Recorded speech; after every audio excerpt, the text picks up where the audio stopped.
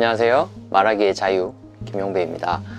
오늘은 언어당 네 번째 시간입니다. 오늘 영상은 내가 발표를 준비했는데 갑자기 생기는 변수, 예를 들어 10분짜리 발표를 20분으로 해달라, 아니면 반대로 5분으로 줄여달라 하는 경우 있죠. 이럴 때 보통 사람들이 되게 많이 당황을 해요.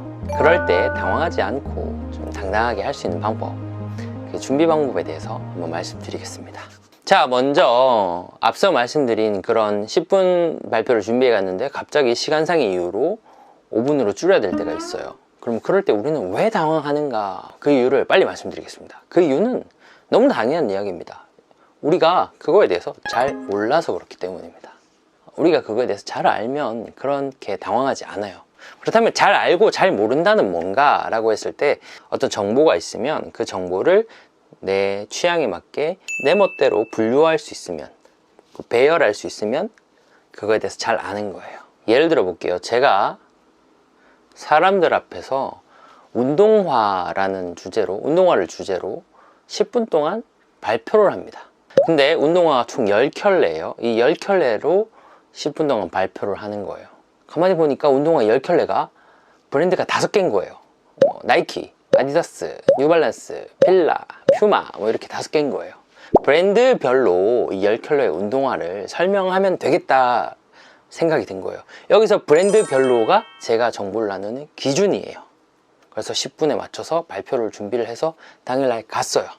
그런데 당일날에 이러저러한 사정의 이유로 시간을 줄여야 되는 거예요. 발표의 시간을 10분에서 5분으로요. 그러면 아마 대부분의 사람들은 엄청나게 당황을 할 거예요. 왜냐면 반으로 줄여야 되니까. 제일 쉬운 방법은 준비된 대본을 2배 속도로 읽으면 되지만 그럼 발표 망하거든요. 전달이 안 되니까. 그래서 이제 고민을 또 하는 거예요. 제가 어떻게 할까? 5분으로 줄여달라고 했는데 이걸 어떻게 줄일까? 고민을 하다 보니까 이게 브랜드별로 말고 다르게 이걸 나눌 수는 없을까라는 생각이 드는 거죠. 가만히 보니까 러닝화가 5켤레예요. 10개 중에서. 그 다음에 축구할 때 쓰는 축구화가 3켤레고요. 그 다음에 농구화가 2켤레예요. 러닝화, 축구화, 농구화로 나눌 수 있잖아요. 그죠?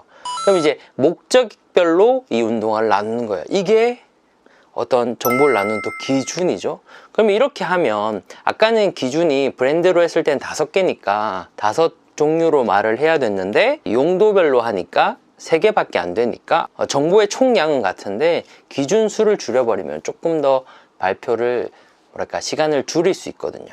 이렇게 자유자재로 내가 어떤 정보가 있으면 그걸 내 맘대로 이렇게 나눌 수 있으면, 분류하고 재배치할 수 있으면 어떤 상황에 와도 사실은 웬만하면 당황하지 않아요. 그런데 일반적으로 사람들은 제가 아까 했던 것처럼 브랜드별로 운동화를 나눈다라고 하면 브랜드별로 운동화는 다다다다다 이런 거야 하고 달달달달 그것만 외워요. 어떤 다른 분류 기준에 대해서 한 번도 생각해 보지 않아요. 단순히 정보를 받아들이기만 해요. 그러다 보니까 내가 발표해야 될 정보의 양이 많아질수록 조그만 변수가 생겨도 우리는 엄청 당황을 하는 거죠. 그러니까 어떤 정보를 여러분이 머릿속에 입력을 할 때 그걸 내 나름대로 이렇게 분류를 해보세요. 마지막으로 예시 하나만 더 들어볼게요. 여러분이 책을 읽어요. 작가는 어떤 말하고자 하는 바가 있어요.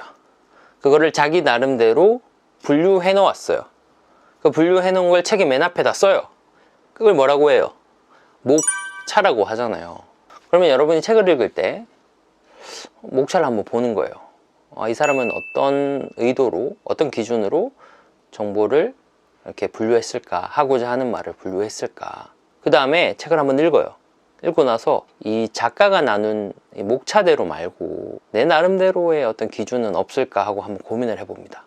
그렇게 정보를 입력을 하다가 보면 어떤 상황이 와도 사실 긴장하지 않고 말을 할 수 있어요. 근데 일반적으로 제가 가르쳐 본 결과에 의하면 책을 읽어요. 문장이 마음에 꽂혀요. 그럼 그 문장, 좋은 문장 몇 개를 마음에 담아가는 거예요. 그러니까 사실은 큰 덩어리 중에서 되게 작은 어떤 디테일 몇 개만 받아들이고 사실 큰 줄기를 이해하지 못하죠. 그러면 시간이 흘러갈수록 그 정보는 잊혀져요. 이걸 어떻게 말해야 좀 이해가 갈 수 있을까 고민을 많이 했는데 어떻게 말해도 어렵더라고요. 그래서 최대한 간단하게 하고 넘어가도록 하겠습니다. 자, 그럼 다음 시간에는 제가 어떤 정보를 받아들이거나 말을 할 때 어떤 정보든 저 나름대로 분류하는 기준이 있어요. 그래서 탁탁탁탁 그 제 기준대로 정리를 해놓으니까 잘 안 까먹고 아까 말씀드린 변수가 생겨도 대처를 잘 하더라고요. 제가 정보를 나누는 변수에 대해서 한번 말씀드리도록 하겠습니다. 지금까지 시청해주셔서 감사하고 구독 좀 부탁드리겠습니다. 말자TV 김용구였습니다. 감사합니다.